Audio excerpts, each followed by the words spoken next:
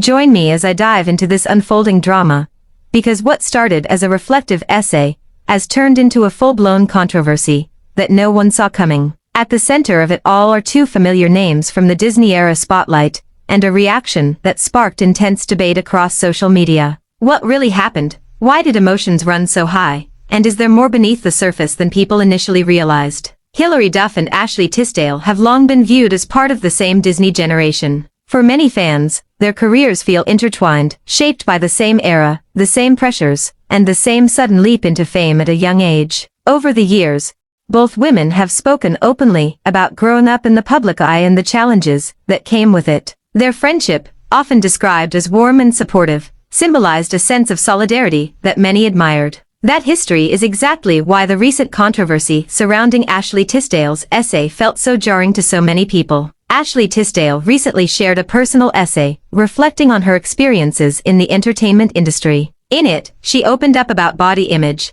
mental health, self-esteem, and the pressures she felt while navigating fame from such a young age. The essay was framed as an honest look back, a way to process the emotional toll of growing up in Hollywood while trying to find her own identity. For some readers, her words felt raw and relatable, echoing feelings they had struggled to put into words themselves. But not everyone received the essay in the same way. As the essay circulated online, reactions quickly became divided. Some praised Tisdale for her vulnerability and applauded her for speaking openly about topics that are still often brushed aside. Others, however, felt that parts of the essay came across as insensitive or dismissive, particularly when it came to how struggles were framed or compared. What may have been intended as a personal reflection was, to some readers, interpreted as tone-deaf or lacking awareness of the broader experiences of others. This is where the controversy truly escalated. Hilary Duff's husband, Mike Comrie, reportedly took issue with the essay and voiced his disagreement publicly. His response was strong and emotional,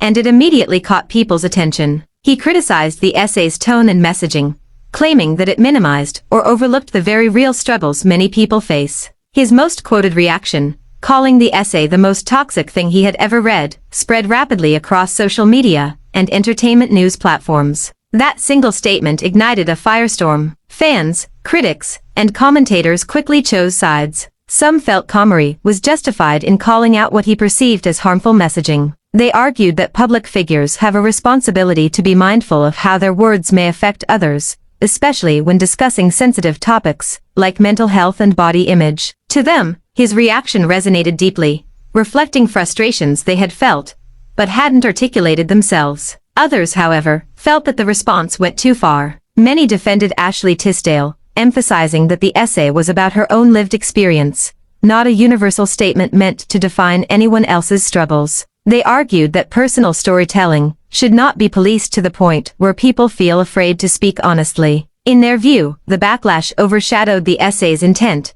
and discouraged open conversations about mental health and self-reflection. As the debate grew louder, media outlets jumped in, analyzing the essay line by line and dissecting the reaction it received. Headlines focused less on the essay itself and more on the fallout, framing the situation as a clash between perspectives rather than a nuanced discussion. Social media amplified every opinion, turning what might have been a quiet disagreement into a public spectacle. What made the situation even more complex was the connection between everyone involved. Mike Comrie's words carried extra weight because of his proximity to Hilary Duff and her own experiences in the industry. Duff herself has spoken in the past about the pressures of fame, body scrutiny, and growing up under constant public attention. For many observers, it raised questions about whether Comrie's reaction was rooted solely in the essay itself, or influenced by a deeper understanding of how such narratives can affect people who lived through similar circumstances. At the same time,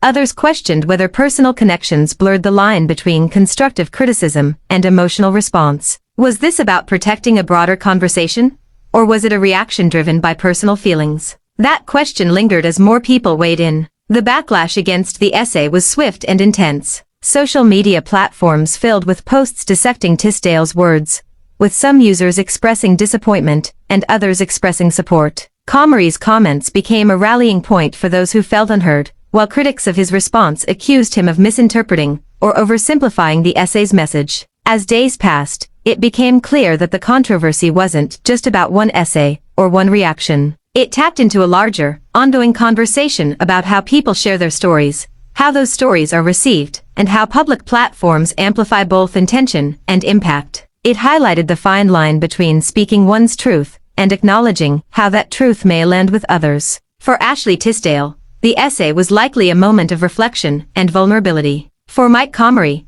the reaction appeared to come from a place of concern and frustration. For the public, it became a mirror reflecting their own experiences, beliefs, and sensitivities. What's often lost in moments like this is nuance. Online discourse rarely allows space for complexity, and this situation was no exception. Opinions hardened quickly, and the conversation became polarized. Yet beneath the surface, there were valid points on multiple sides. Personal stories matter, but so does empathy for how those stories might affect others. As the dust began to settle, many people stepped back to reassess what the controversy really represented. It wasn't just celebrity drama or social media outrage. It was a reminder of how powerful words can be, especially when shared by people with large audiences. It was also a reminder that reactions, even emotional ones, often come from deeply personal places. In the end, there are no simple answers here. The situation serves as a case study in modern discourse, where personal expression, public interpretation, and emotional response collide in real time.